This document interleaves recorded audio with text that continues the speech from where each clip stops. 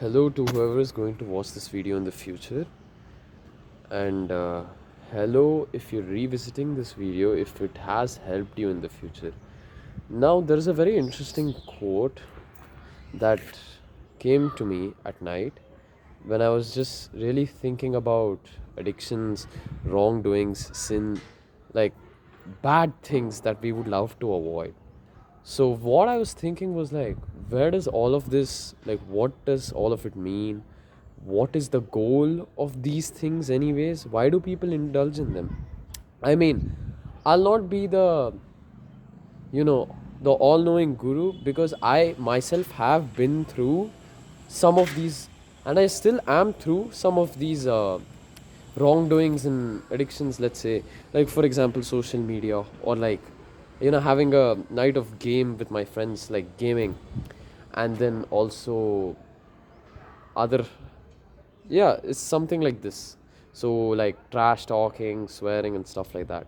So these things, what I've just realized is that with this quote, which I believe makes a lot of sense, and I hope it will make sense to you.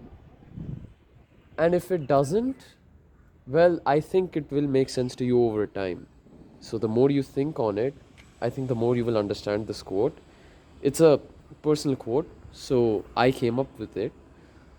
I say that evil is imitation of freedom. Bizarre quote, isn't it? So you must be wondering, like, what? What are you saying, bro? Evil is the imitation of freedom? Think about it.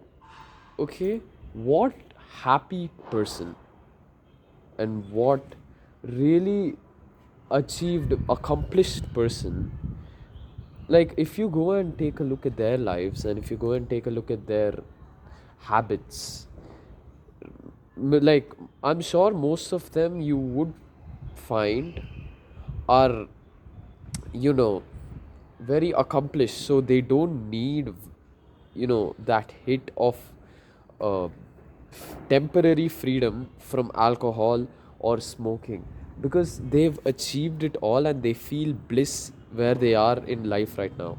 So what I'm trying to say is that all of these wrong things that that are bad for you, yet you still keep indulging in them, is because you think that a certain goal, the certain freedom, happiness cannot be achieved by you, so you look for the temporary fix.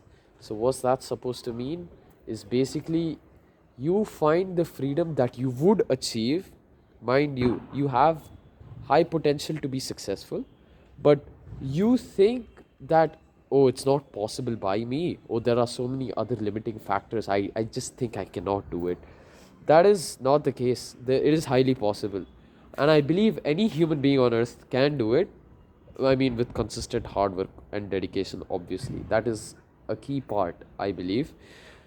So, when you just take these temporary hits of freedom, you just self, tell yourself that you cannot do it. That's why you keep going to them. You just think that, oh, maybe. So what does alcohol give us, right? Like that feeling of happiness and bliss that we would spend.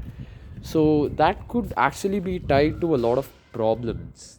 So for example, like maybe your family isn't loving enough, or your life isn't together in one place, or let's say for example the high that nicotine. So it's basically like, oh, I don't know, I don't think I can ever feel happy, or I don't think I can ever feel blissful in my state, in myself, without putting these things in my body. That is what you believe, like that is what you have been believing. It's hard, but that is the truth. uh, yeah, so these things, they only give you the temporary feeling of bliss only, and mind you, it's only temporary. So in order for you to achieve like the actual freedom and actual happiness, the thing is that you've got to put in a little bit of hard work, a little bit of dedication to who you are right now. So if you know that you are in a tough spot in life and you are under the influence of these unnecessary items, what I would suggest is that you go one step at a time. Because for so long you've been believing against yourself, I would suggest that you try believing in yourself rather than believing against yourself that you cannot do this. You just cannot. And then this is what is saving me, this is what is providing me freedom. That is completely false. So, whatever thing that you may have a limiting belief, that probably exists just in your head. Yeah, it's surprising, but that probably just exists in your head. You can, if you wanted to, by your own will, get rid of it pretty easily. And if you need like a tip on how to get rid of that freedom, no, sorry, that feeling of wrong, the bad feeling, what I would suggest is that whenever you're about to indulge in it, just know that it's only going to last for like, I don't know, minutes, probably like hours together. And then after that, you're just going to be back to who you are.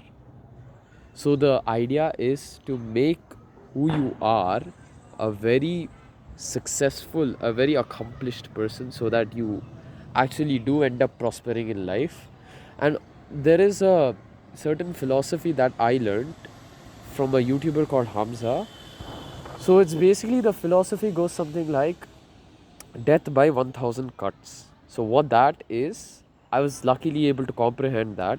So what it basically means is that a samurai or a soldier in battle doesn't just die from one huge cut. I mean, I don't know, like if it's like a gun or something, then maybe the case is different, or like a bazooka. Debatable. But like, the idea is that nobody dies from like just one huge wrong thing. It's 1000 little many other wrong things. Now, for example, in the case of the soldier doesn't just die from one swing, but rather the 1000 cuts he overlooked and that have reopened in battle, which eventually led to his death. So, what you have done right now is you don't have one big scar on you, like mentally, of course. You don't have one big scar, it's just 1000 small ones that you have overlooked and that eventually poke you, will eventually reopen because of certain things that you do. So, what I suggest that you do is every day when you wake up, like it's a new day. So, what I suggest is try healing one of those scars.